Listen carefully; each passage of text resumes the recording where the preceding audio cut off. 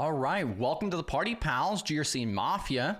Let's go ahead and knock this intro out. I hope everybody's having a great Tuesday, Wednesday Eve. We made it through Monday if you've made it here at least. So let's go. So we're all here to break down barriers, foster collaboration and community, working towards a more secure future together. This is definitely a learning and growing environment. So everybody I want to make sure is comfortable asking questions, no matter what it is, even if it doesn't pertain to exactly what we're talking about at that time. Worst case scenario, we'll circle back around to it. Now, typically on these streams here, I won't drop the stage link, but if somebody does want to come up, just go ahead and ask and I could drop the stage link for you. If you do come up, you do not have to turn on video. You could just turn on your mic if you prefer, whether it's in chat or otherwise. Definitely drop your questions. If you want to share your personal LinkedIn profile or other social media, the best place to do that is to hop into our Discord server and head on over to the live chat channel. That's where you can actually post a link to your profile, and then it'll relay that to our other platforms as well, because like YouTube will block those URLs. Throughout the stream and so forth, we're going to go through and continue along our CSF 2.0 assessment that we've been working on. We just now started pushing through into the not compliant category. And then, yeah, if you guys have any questions along the way or other resources that you want to drop or anything else, definitely drop those as well. Now, if you do share something that you don't want to be public, just reach out to me on Discord or LinkedIn. You can also contact me at contact@studygrc.org. I think this, I'm going to move this down a little bit more. All right, let's get started here. I see Sarah popping in. Not only IT, welcome to the party, pal. B-Dubs, Cam, Bentech, 8-Bit.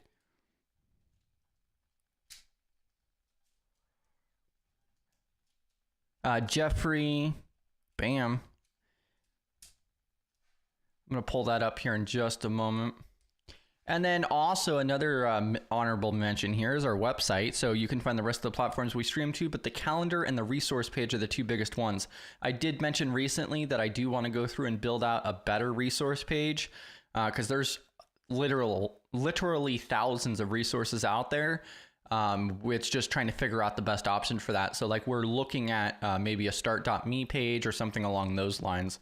And then also, of course, we have white.io, dropping that link. PBO is probably going to hop in too, so I'll go ahead and drop his. PBO will be going live tonight as well.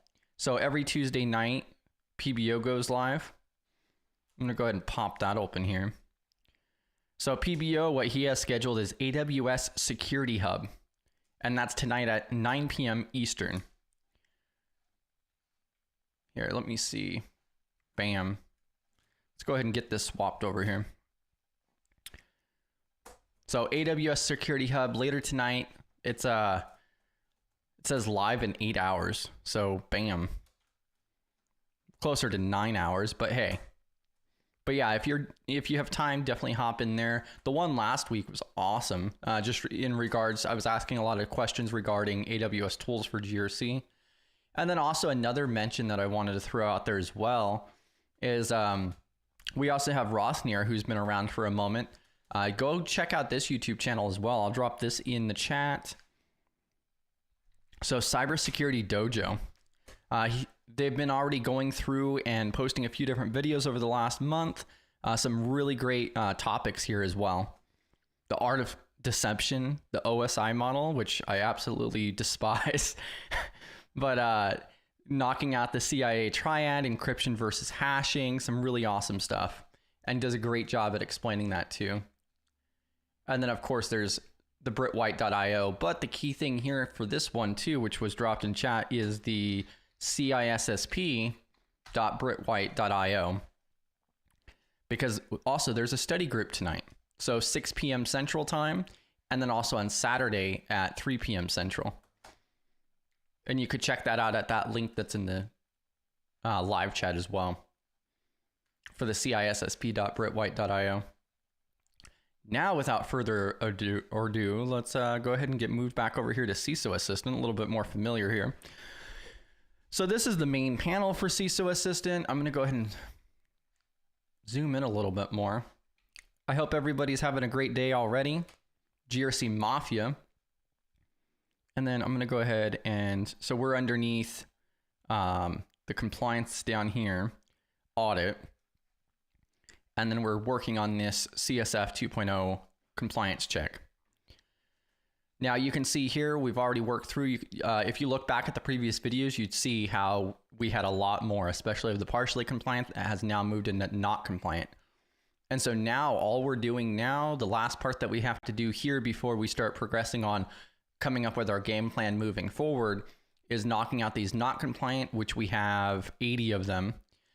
Although some of those we've already reviewed. So I have filtered this to not compliant. I can also filter this down to only to do, which means the ones that we actually have to work on. Does it give me an overall number here? I don't think it does. Yeah, I don't think it gives me an overall number, but it does tell me how many in each one. So like 6 for recover, 10 in respond, 8 in detect, and so forth. So this is what we're going to work through today. Quite honestly, I may just go over time a little bit and finish this portion out. Let me double check the calendar here. Yeah, because then next week we have Monday and Tuesday. So Monday we'll be finalizing this section, and then Tuesday next week on April 1st is when I wanted to go through and actually have start listing up practically a poem based on our findings here.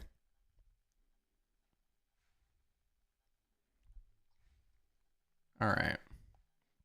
I'm just going to double check chat here real quick, and then we'll go ahead and progress forward. GRC Mafia. Oh yeah, and also don't forget about, I wanted to mention this too really quick.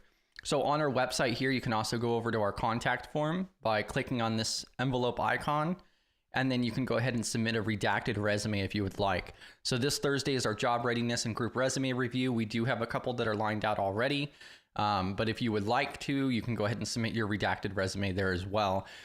We do have that little warning label there that it will be submitted to VirusTotal. So make sure your personally identifiable information is not in that PDF. And you can submit it without filling in other personal information too. We try to make sure that you can submit it anonymously. Now, the only other thing is don't forget about the giveaway, but I can mention that if I remember at the end. All right. Oh yeah, that's what I was going to pull up here too. Cam mentions that they love the read along from B-Dubs' blog. I think that was a great thing to implement. I see Jeffrey popped in too. Bam. GRC Mafia. Regine popping in. Bam. GRC Mafia. All right, so let's go ahead and get started here. So recover, we have 6 different items here. I'm going to go through, start on RP06, not compliant, to do. And so once again, I'm starting at the bottom, working my way upwards just by personal preference. So the end of incident recovery is declared based on criteria and incident related documentation is completed. Examples, first party risk. So prepare an after action report that documents the incident itself, the response and recovery actions taken, and lessons learned. Declare the end of incident recovery once criteria are met. And so that's just something that we have to actually put a statement out about. We actually have to put that into our incident recovery policy or otherwise, and add a statement there that states, at this moment, then it's no longer, then we have to do our after action report, maybe a tabletop and so forth. So it states right here, end of incident recovery is declared based on criteria. So I'm going to pop that open here. I'm going to go ahead and mark this as in progress. This is going to be marked as not compliant. So, so documentation needs to be formed with criteria statements.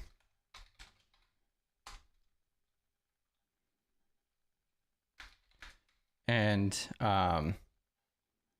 end of incident processes. And then that gives us an idea for later on what we actually need to do to get that taken care of. So again, marking it as in progress, save. And then we'll be circling back around all of this later as well. Now I got to go ahead and apply this filter again here. We're doing not compliant. Oh, and then also I have this marked as to do only. RP05, so the integrity of restored assets is verified, systems and services are restored, and normal operating status is confirmed. All right, so an example there is check restored assets for indicators of compromise and geez, it's almost like it's Monday. Remediation of root causes of the incident before production use. Verify the correctness and adequacy of the restoration actions taken before putting a restored system online. That's a really important step. So before we actually throw things back online, we need to verify that they're restored and operating properly. So that's definitely something that we want to have documentation on as well, even though at this time we're just using platforms and so forth. This is not a bad thing to still implement, so we could still have this documented so that way later on, if there is a system that we are managing, then we don't have to worry as much. Welcome to the Party Pal Cybercycle. I think you mean CISO manifesto. Or maybe that's a different language. I have no idea. All right, and then we're gonna go ahead and mark this one as in progress, not compliant. And then this one's gonna be another one where documentation needs to be formed, outlining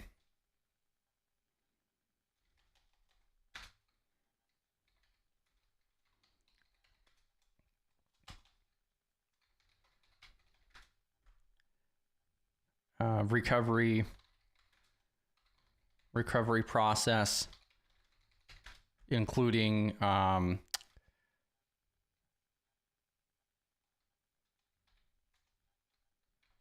normal operating status,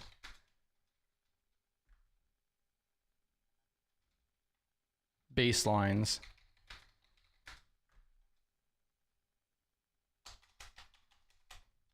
all right, bam. Gonna save that. Oh, it's Italian. I don't know Italian. I need Google Translate for that or something.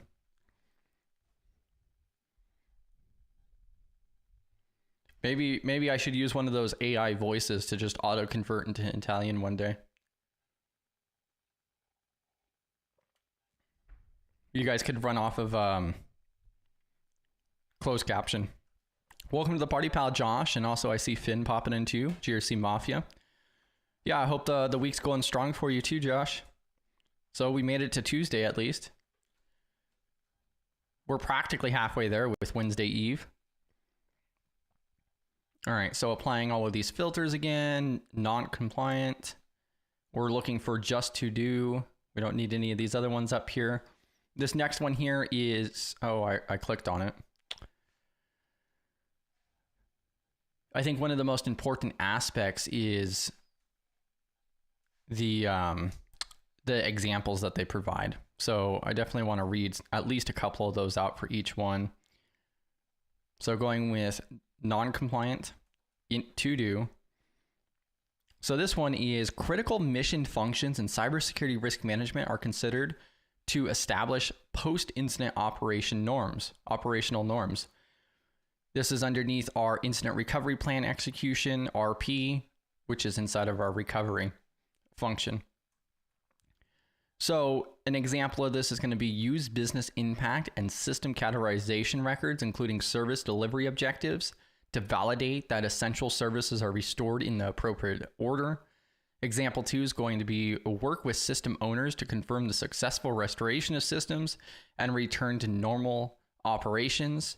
Example 3 is going to be monitor the performance of restored systems to verify the adequacy of the restoration. So this is really closely coinciding with the previous one, where we need to verify that the systems are operating properly before we just throw them back into the mix. The primary difference with this is that functions in cybersecurity risk management are considered. So not only do we need to verify that the systems are working correctly, but we need to make sure that we take the cybersecurity risk management into consideration in that process as well.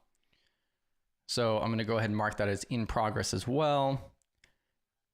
Yalamed popping in, GRC Mafia. Fred on, GRC Mafia. Bam. Yeah, and if you guys have any questions or otherwise along the way, even if it doesn't pertain to what we're talking about, go ahead and drop those. If I don't answer it or can't, then I'm sure either somebody in chat or somebody else I know can. So in progress, not compliant. Let's see.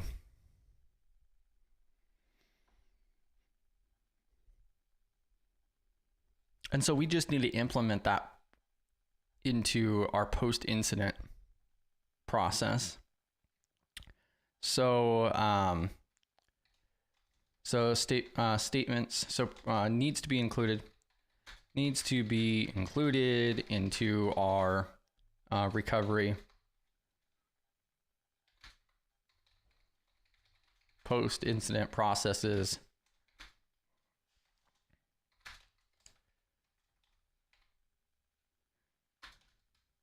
Not currently documented. Bam, in progress. Saved.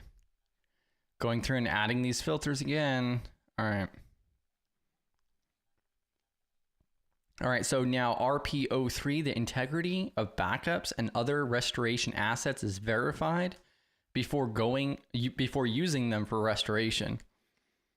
So they only have one example for this one. So check restoration assets for indicators of compromise, file corruption, and other integrity issues before use. And this is also this was one of the other controls that we had reviewed earlier on, is although we do actually maintain backups for study GRC, we don't have documentation for that. We don't have the policies established for that actually outlines and dictates that process.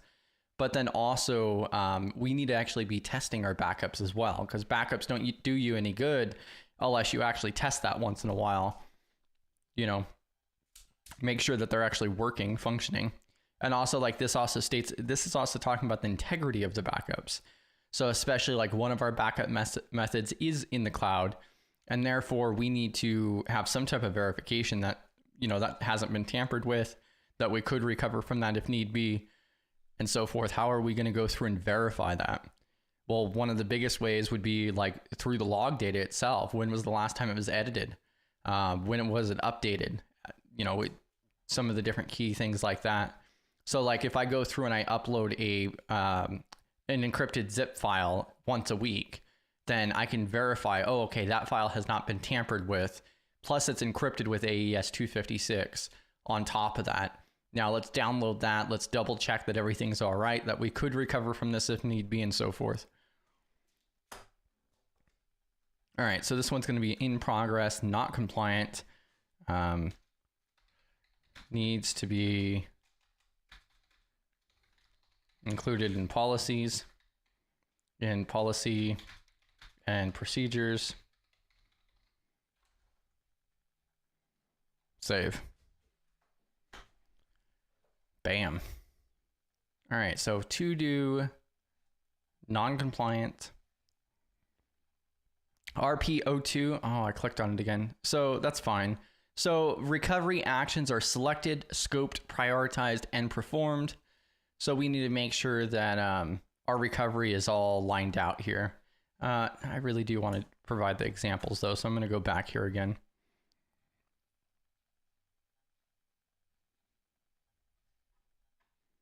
All right, so Incident Recovery Plan Execution 02, RPO2. Recovery actions are selected, scoped, prioritized, and performed. An example would be select recovery actions based on criteria defined in the incident response plan and available resources. The second example here is change planned recovery actions based on reassessment of organizational needs and resources. All right.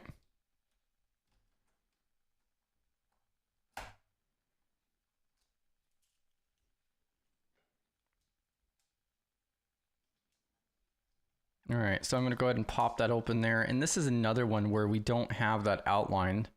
We need to get that incident recovery documentation compiled. So no formal documentation exists. That's what I'm going to outline for now as in progress. Adding all of this in here again too. All right, and then we got RPO1. So the recovery portion of the incident response plan is executed once initiated from the incident response process. So we need to actually dictate. So like example 1 says, begin recovery procedures during or after incident response processes. So we need to have that outlined on like, okay, this is our incident response plan, but then at what point does it turn to incident response? And then when do we start that recovery process?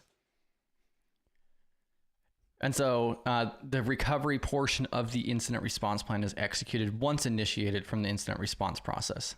So in that incident response process, we need to include that recovery portion. So I'm going to go ahead and pop that open. And I'm going to say, you know, recovery process needs to be included in incident response process.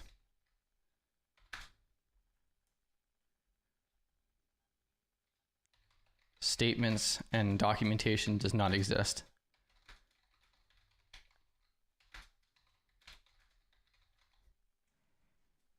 Bam.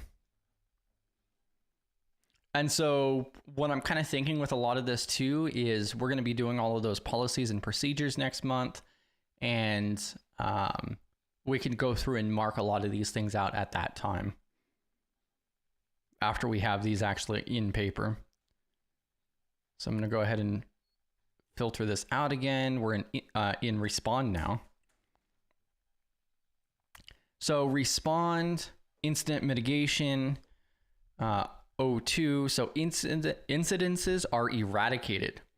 So this is a first and third party risk. Example 1 is cybersecurity technologies and cybersecurity features of other technologies, such as operating systems, network infrastructure devices, automatically perform eradication actions. Example 2 is allow incident responders to manually select and perform eradication steps. Example 3 is allow a third-party managed service provider to perform eradication actions on behalf of the organization. And so that's actually actual removal. So that's a pretty important step. So we need to be able to actually access those machines or otherwise in order to remove.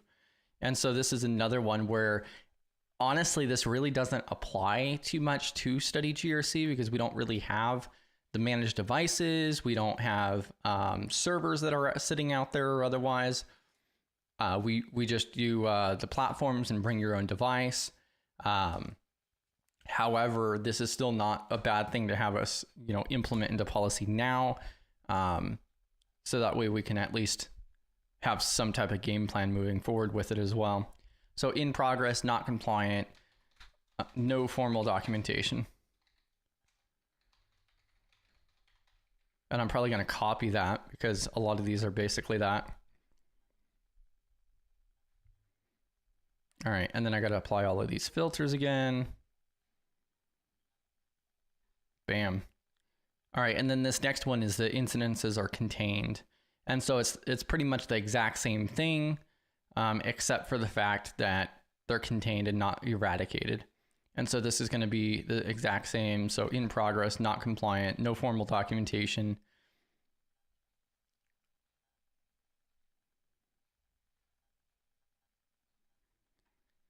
All right, so this next step here, so underneath respond, we have incident analysis, and then we have AN08. So an incident's magnitude is estimated and validated. An example here would be review other potential targets of an incident to search for indicators of compromise and evidence of persistence. Okay, and then example 2 is automatically run tools and targets to look for indicators of compromise and evidence of persistence. So that's also where, I mean, technically a SIM would work for this, because the SIM's aggregating all of that log data, what ports is it connecting to, what services are running, and all kinds of different stuff, what commands are being stated on there and so forth.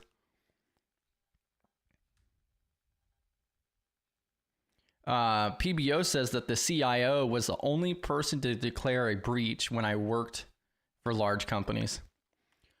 Well, and I think we talked about that one day during one of our Thursday meetings or otherwise, is about the CIO, so Chief Information Officer, and the CISO, Chief Information Security Officer, and how it seems like a lot of CISOs are put underneath the CIO rather than at the same level. It seems like a lot of companies throw them underneath that. And so I find it interesting that the CIO is the one that is declaring breach. Is that a good thing or a bad thing, though, PBO? Because I guess the information, one of the concerns I would have is, especially on a larger organization, is the delay. How long is it going to take to get that CIO up at 3 o'clock in the morning and brief them in? So... did you take part in any of that, PBO? Calling up the CIO in the middle of the night?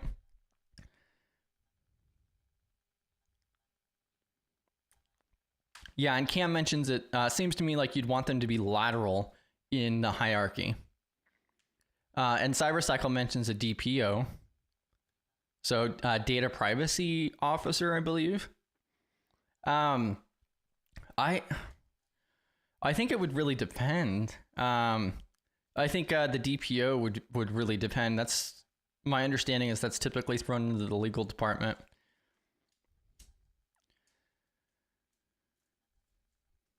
I need answers, PBO. Welcome to the party, pal. And don't forget, PBO's going live tonight, too. GRC Mafia.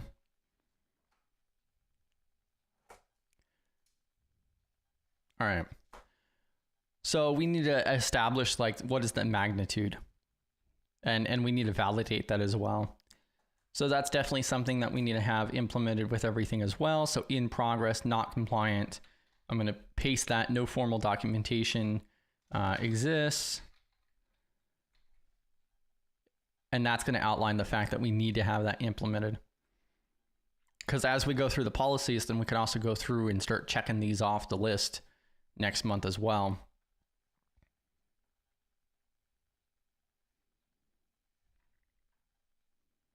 All right, and then AN07. So incident data and metadata are collected and their integrity and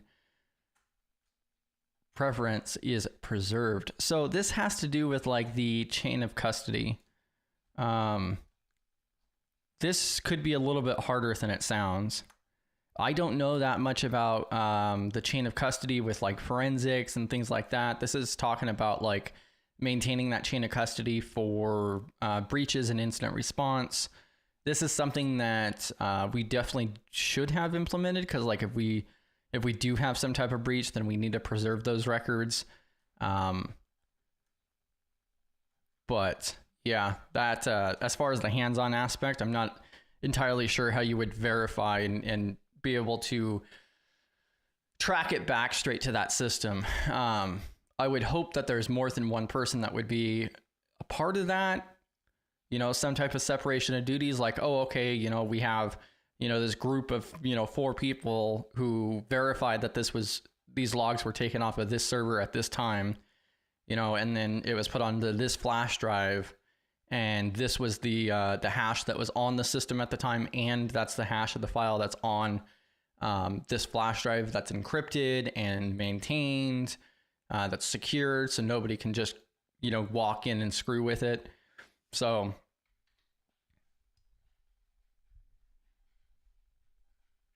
and then PBO mentions that the CIO has to get with legal. Breach is legal term. Drop the link. Oh, we're going to have PBO come up and give us a little briefing on this.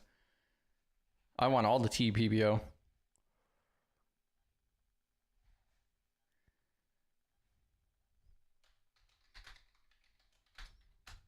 Bam. Don't have to ask me twice. Yeah, I was pretty sure that was data protection officer. I see. Yeah, so I said data privacy officer, DPO. Cybersecurity threw it out there, data protection officer.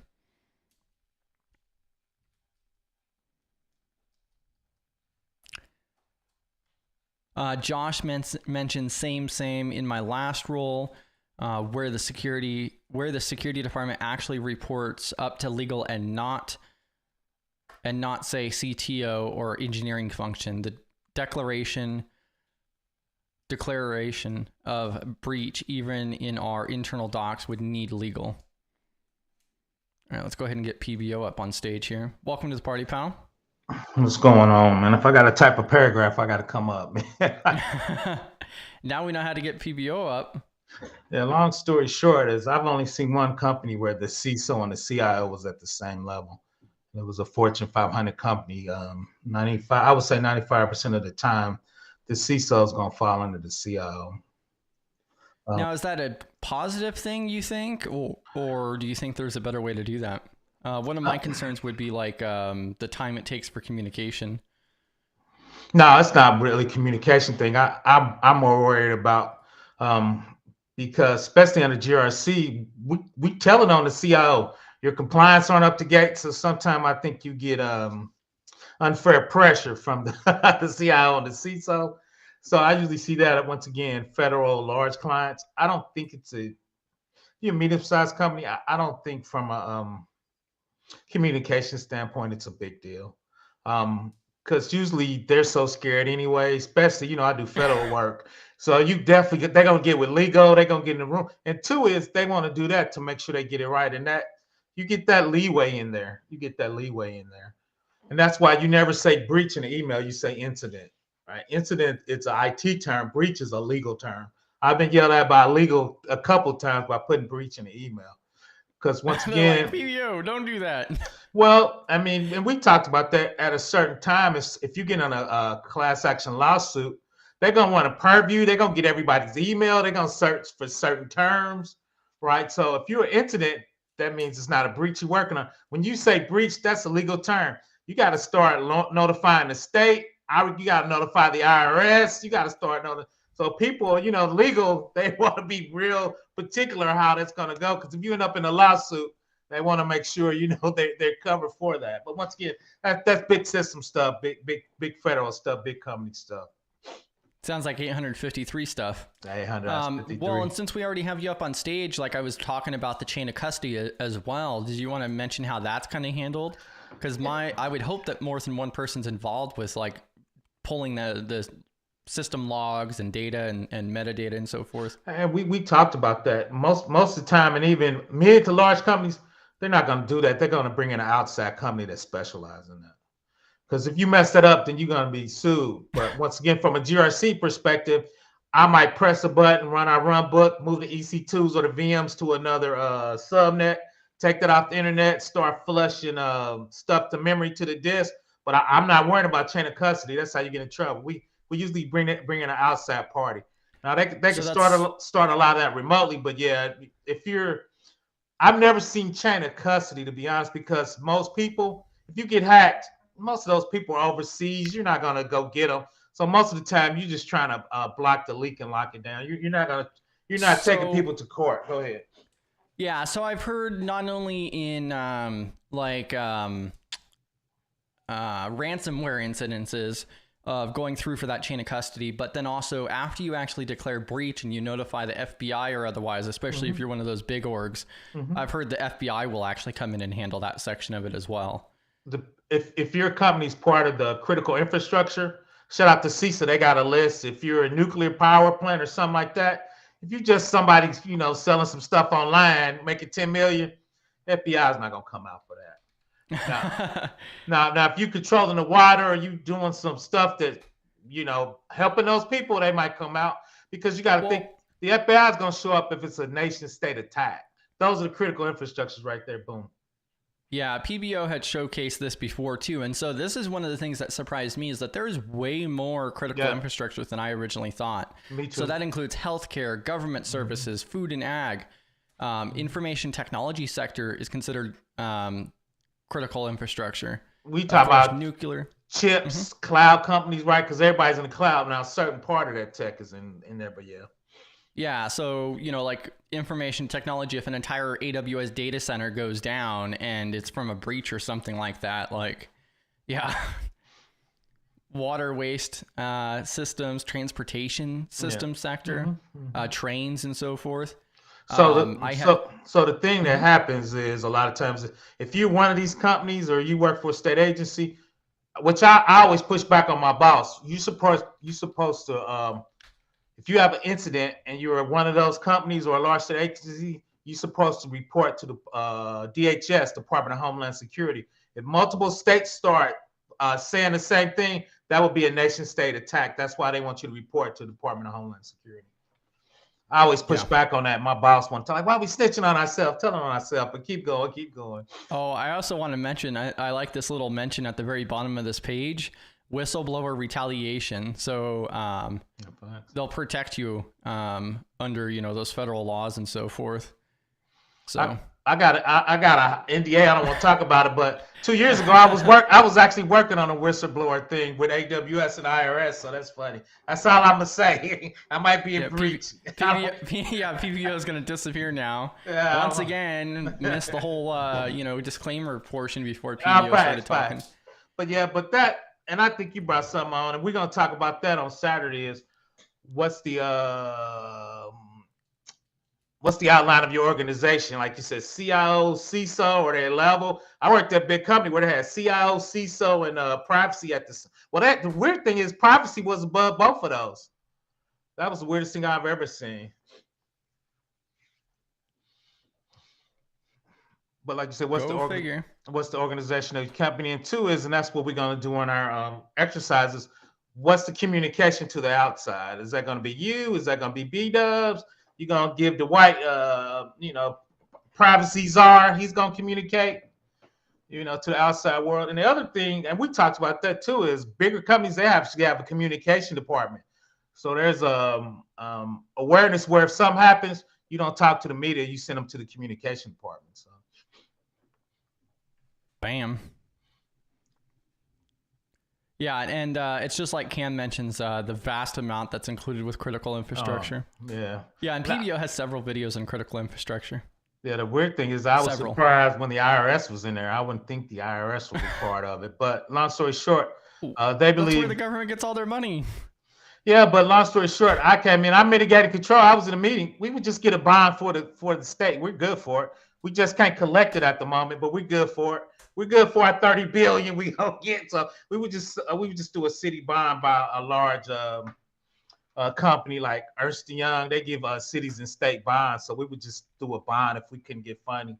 If for some reason we got hacked or ransomware, we couldn't use our system. So they talked about just getting a bond on it, because we're good for it, because you got history on that. So just get a bond for it. Yeah, just get a bond by 30 billion. yeah, that's all. No big deal. But that's the thing. We're gonna talk a little bit about that. Saturday is when you do your portion, what's your mitigated control? Like you walk through your mitigation, if we can't connect taxes, what's the move, right? Oh, we just get a bond. Okay. So that takes a lot of pressure off of us, right? Worst case, we just get a bond. So, but those are the things as you stay in a business and you work with different industries, stuff just comes up. Long story short, I was talking to a young CISO and he was panicking. He said, well, They said in 30 minutes, if we got an incident response, it said notify. You can send an automated email every 30 minutes. You don't have to fix it. You got to read it says you got to communicate to the agency. You just send an automated email. You don't have to fix it, right? So what's the gray area in there? How do you work on it? An automated email on whether or not there's an incident? No. They said it was an incident. They wanted to be notified every hour. But when you read it, when you read it, it's like they wanted you to fix it in an hour.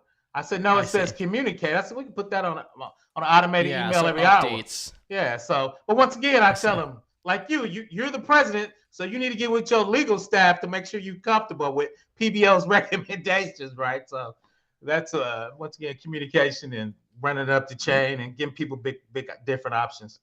Me and you both, Cam. I would love a piece of paper that said $30 billion bond on it. So, but you look at most major cities. I mean, I think Chicago, they get like 100 billion. I mean, they get, So, but yeah, once again, I work for IRS and a lot of different tax systems in a lot of different states as a consultant. So yeah, so incident response and breach, what's going to happen, what's your run book.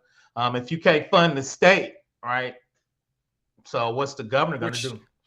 Which you're going to be releasing a course here in a minute that covers a lot of that information along with the 53. Yep, that's probably going to be in version 2. Version 1 is going to be the freshman. We're going to get you started and we're going to grow into it. But so. Oh, you're just going to make a tiered system now. Yeah, PBO late. But the cool thing is we're going to be doing a lot of labs when we get there. So you're going to get a lot for your money. Shout out, fly for the money. Yeah, hands on. Yep. So, but yeah, so that as you was going through it, that's kind of one of the big deals with that. And I think you're doing a great job. And that's what you do. You go through, figure out where you at, then figure out where you need to be, and start with your policy. ISO. Yep. Just start. Shout out to ISO. Then just start, building on your policies and procedures as you get more mature. More stuff start coming out. I hope Chris Hidalgo is out there in chat, because I started working through that course over yesterday, and I'm no. If anything, I'm not going to get NIST tattoos anymore. I'm going to get branded with NIST. What was that? The GRC? What was it? DevOps? What was it? No, Chris Hidalgo went through and shared a ISO course, and so it's for 27001 for the lead auditor, and so it's a free course that covers, it's like 6 or 7 hours or something like that. Freely available. He said that this is like one of the best ones that he's come across for ISO, walking through the process, including the auditing process and so forth. And just going through the history on ISO, and then also the fact that they have over 25,000 standards. Yes. Yeah. So they literally have over 25,000 standards. And that's one of the things I don't like about ISO is, look at NIST. NIST has a lot of publication and does a lot of stuff too, but NIST, last time I checked, isn't like making standards for the color of buses or street signs.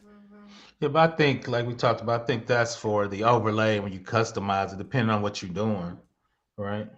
Yeah, but I mean, are you really going to be able to maintain 25,000 standards properly? And then that's the other thing, is that it's all paywalled. So these they were designed to be an international standard and so forth. And so they just started pushing out different standards of what people should follow, including Mondays are the start of the week and so forth. And so, honestly, I think I hate NIST or hate ISO even more. I need to dig. Yeah, I've just never dug into it that deep. I've always been so NIST, and off of that, IRS, all that sits on top of this. So I never really dug into it, to be honest, that type. Yeah, no, you don't have to worry about that, Cam. I'm keeping the NIST iHeart around. And then we have the I kind of heart ISO emoji inside of the Discord server as well. I might remove that now. Yeah, and so 8-Bit says that it depends on the industry. For an example of the colors might be geared towards construction company. Well, and I definitely understand how having the different standards and so forth come about and so forth. One of my issues is the fact that it's turned into more of a monopoly than anything else, because they've actually gone into some countries and it's been designated as law that you have to follow these standards on whatever ISO says is the standard. And I'm not sure how I feel about that. And then not only that, but then also how they came about and how they operate with their hierarchy system. They're very closed off, I guess would be a pretty good way to put it. Very academically closed off, as far as like it's practically like an invite only system, it seems. So yeah, it's interesting. Like, I understand where people come about. Like, it's explained early on that a lot of companies started pushing over to ISO because these companies that they deal with overseas was like, hey, you know, we're, you know, in, you know, Asia or whatever the hell it is, and we don't recognize NIST. Like, NIST is just your government's thing. We want you to conform to our standards. And that's kind of why a lot of companies started pushing it. I like the way that he explained that portion, and I get that aspect. But just as a company, like, yeah, I'm not more of a fan than I was prior to taking half of that course. Yeah, I'm spoiled. I just kind of stay in one space, so I'm kind of lucky.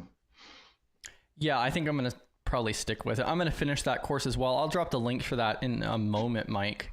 Let me scroll back up to it here. But yeah, I've heard from multiple people that it's like the best one of the ISO 2701 courses that are out there, especially considering the fact that it's free. But I was kind of hoping that it would make me more of a ISO fan, but honestly, it really hasn't. I always look at two sources, maybe that's an easier source. But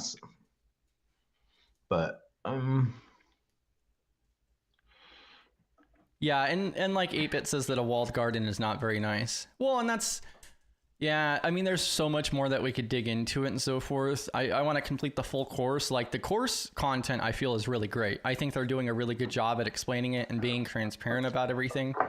But it just gives me further assurance on the fact that, you know, me not really coinciding with ISO is just being reinforced by learning more about them.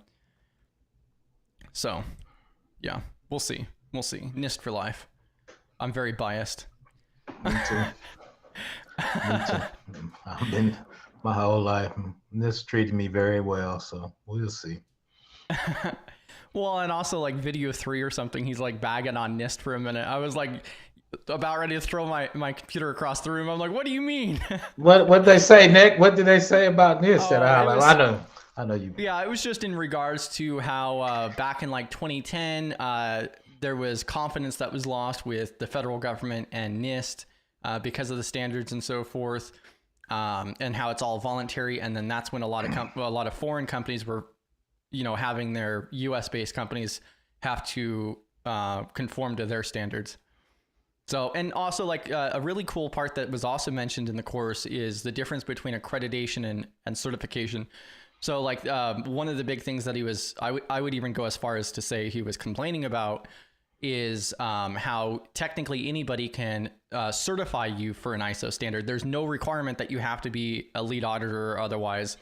The difference is that you don't have that ISO accreditation stamp for it. And so there's a whole, basically the way he explained it is that waters down the system and increases the chance of these assessments not being done properly and so forth and everything else. But the way that it was explained, I still would not agree with that, because even when you go through your ISO accredited audit or otherwise officially, there's still no other checks and balances. You're depending on the team that was involved on that assessment.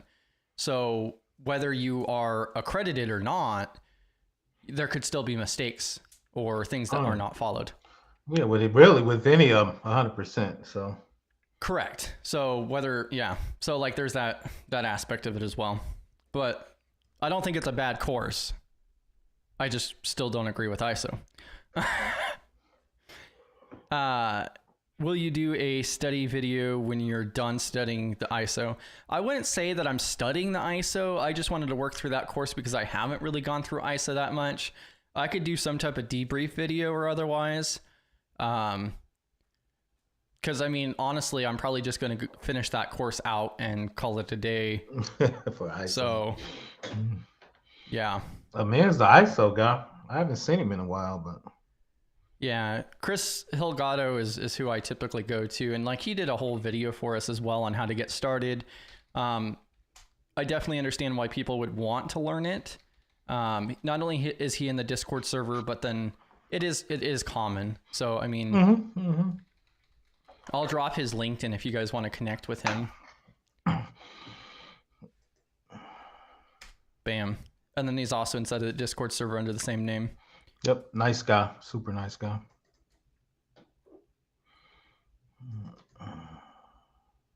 Oh, thanks for popping in, 8-Bit. Have a great rest of your day.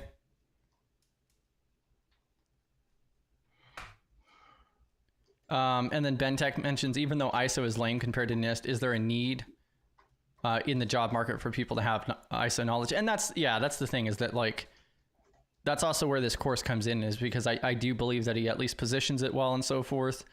So yeah, I think it's still useful. Definitely understand ISO and dig into that. A lot of companies still use it, and it seems like more US companies. It's weird because like I've talked to people over in Australia, and Australia used to be all 100% ISO, but now like even their government entities are transitioning over to CSF 2.0 actually, which I thought was really surprising. Meanwhile, US-based companies are transitioning to ISO. So it's kind of backwards in my opinion, but yeah, it's definitely still popular. They're not going anywhere. It's such a large organization that's so widespread. There's literal governments that require people to follow their standards. So it's something we're going to have to deal with.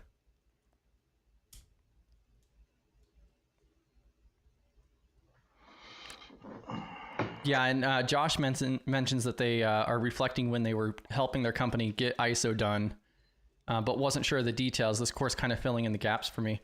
Yeah, and I think he does a great job. I'm only about halfway through it.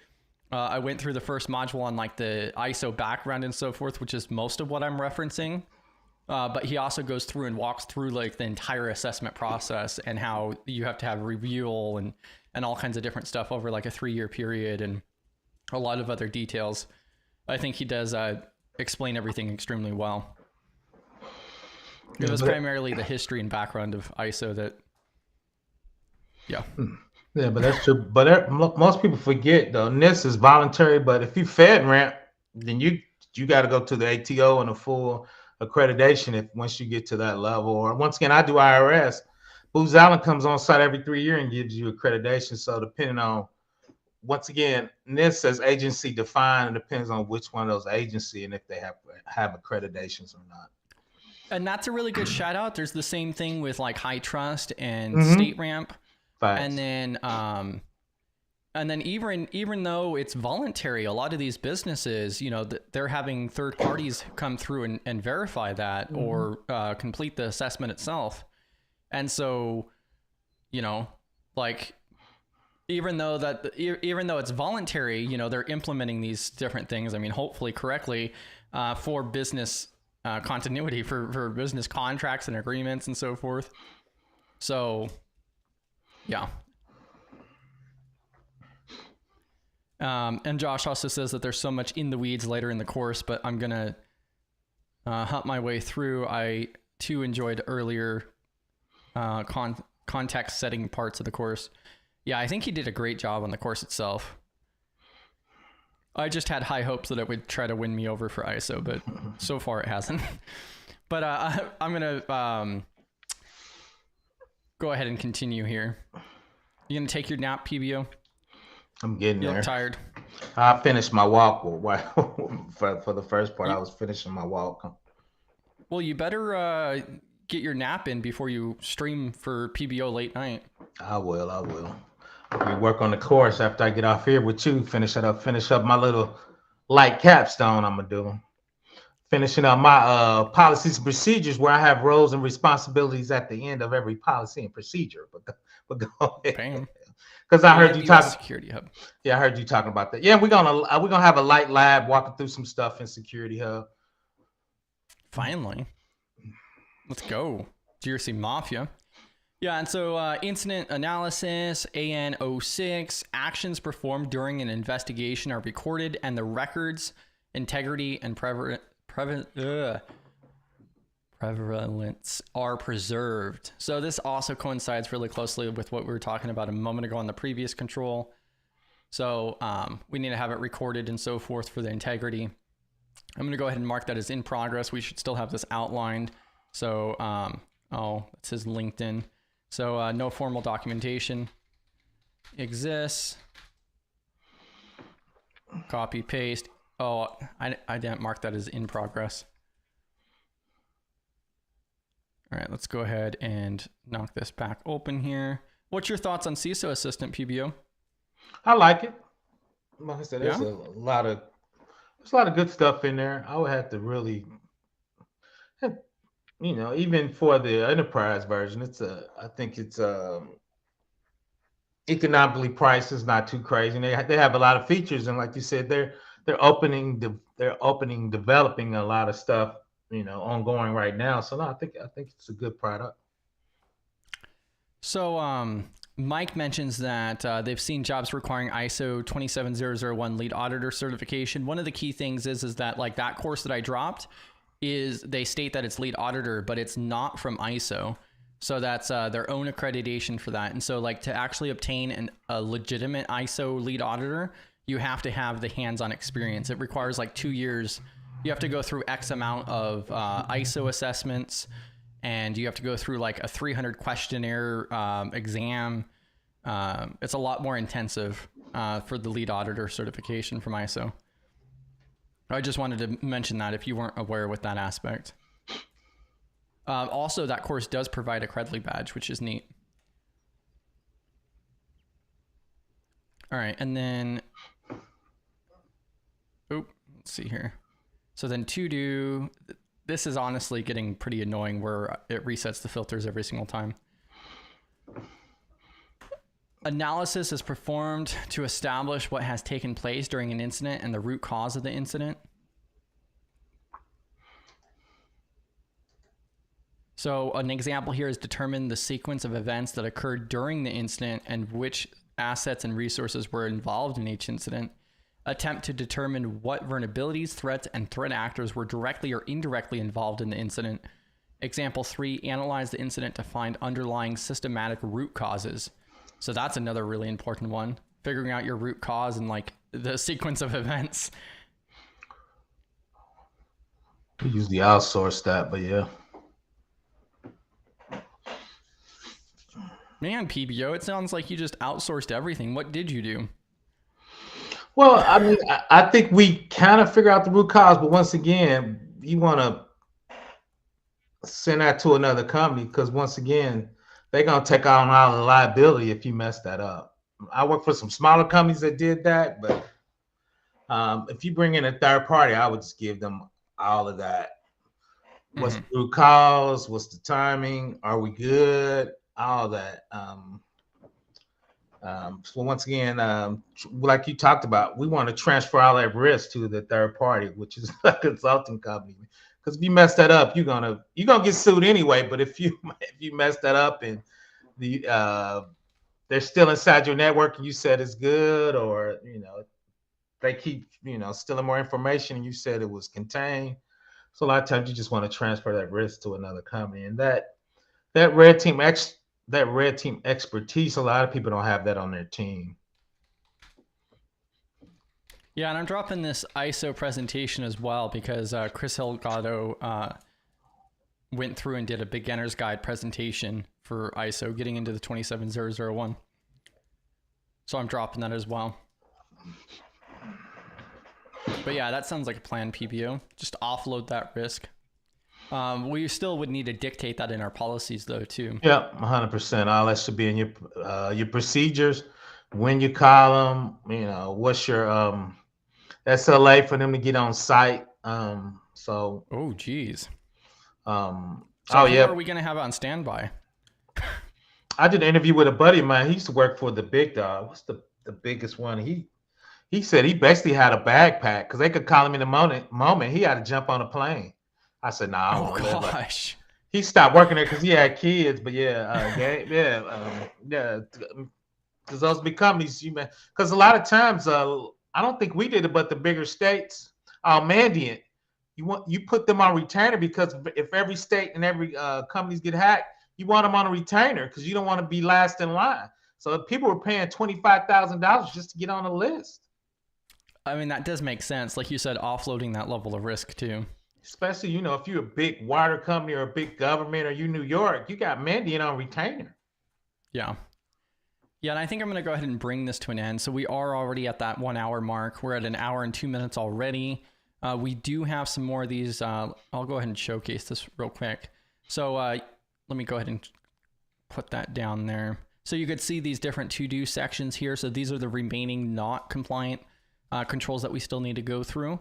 And so we'll go ahead and knock those out on Monday then. And then on Tuesday next week, we'll go through and start lining out like what our game plan with that is. So bam. Does it rank them inside there? What do you mean by rank it? And governor, there's sub things. Does it say this is more important than that, or this part of that is more? So I can go through and rank it. I can add a rating to it. Okay, yeah. Okay. I didn't know if they did it inside CSF or not, but I don't think NIST does either. Yeah, and so like I can go ahead and enable scoring, and then I can go ahead. Oh, well, that's for the profile there, but yeah. That's cool. Yeah, they have quite a few different things here, and I'm excited to showcase. Like after we actually complete this, there's all kinds of other awesome stuff that they have too. I'm not sure if any of this stuff is going to be shown yet. Our assets, for an example, ecosystem radar. Yeah, that's we never could. When I was at the state, we could never get our assets right, but we have 40,000 assets, so that's a crazy amount to try to get. And so like this is our dashboard. This is the actual homepage dashboard, and so it actually showcases like where we're at right now, and then we even have it separated out by governance, risk, and compliance. So yeah, that's cool. 0 risk assessments, 1 audit, which is what we're doing right now, 28 policies, 28 applied controls. That's not true. We did the assessment on the Trello board. You need to put that in there. Right? Yeah, I need to Trello. That. We need to get our Trello board. We did assessment. Our Atlassian. Yeah, it was still not intellectual property. Yeah. So no, just joking. Yeah, but we did one. Yeah, we got to get that loaded in here too. But yeah, we'll go over time. We'll go through and do all of that as well, because we have our third parties listed in here too. Where one thing I really like about this is that, so we have our third parties in here, but then also we have to add our solutions on what do those providers have and how important is it? So what are we using them for and how important is it to our business? So, and then we can actually go in like for Restream, for an example, and then where is it at? Was it overview? There's a section in here to where we can go ahead. Oh, it's probably entity assessments. So then we can add an entity assessment here and start an assessment just on a particular entity. Okay, so that's cool. For like business impact or otherwise. Yeah, we let each division kind of rank their business function. Then that business function wrote in the technology that was enabling that business function. So, bam. Look at how pretty this is. So over time, this is just going to be more and more accurate and give us a better idea. And then we'll be bolting on like the AI private, or I'm sorry, the NIST privacy as well. We'll go through and do CCPA and GDPR. Both of those are also available through their libraries over here. So we'll be able to actually import these in here. So CCPA, for an example, and we'll be able to go through and do a compliance check with that. So that'll be brutal. And then that's going to make our diagrams even more pretty. Yeah, that's going to be brutal. CCPA and GDPR is brutal. Yeah, we'll be doing that live streamed as well. But yeah, some awesome stuff lined out. But yeah, I'm going to go ahead and end it here. Thank you, PBO, for coming up. GRC Mafia, thank you for everybody tuning in. And you guys have a great rest of your Tuesday. I'll catch you guys tomorrow. Tomorrow we'll be talking about a little bit like what cloud is. and why we should even care. So, which lines up perfectly with PBO's live stream tonight. So, PBO's going over AWS Security Hub. Last week was really awesome because like I was interrogating PBO about what services inside of AWS we should even care about related to GRC. And then also I'm going to go ahead and drop this as well. So Cybersecurity Dojo, that's Rothnir, which is a community members page here where he uploaded another video 5 days ago, but he's been dropping a bunch of different videos there as well. So I'll catch you guys inside of the Discord server. See you guys tomorrow. GRC Mafia.